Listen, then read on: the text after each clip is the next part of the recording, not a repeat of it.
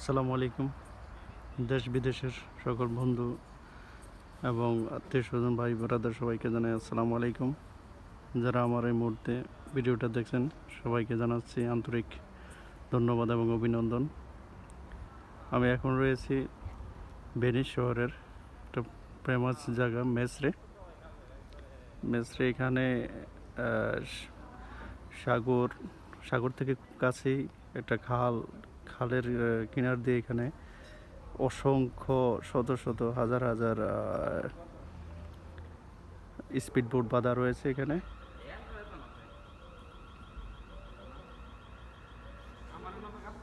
ভেনিসে মূলত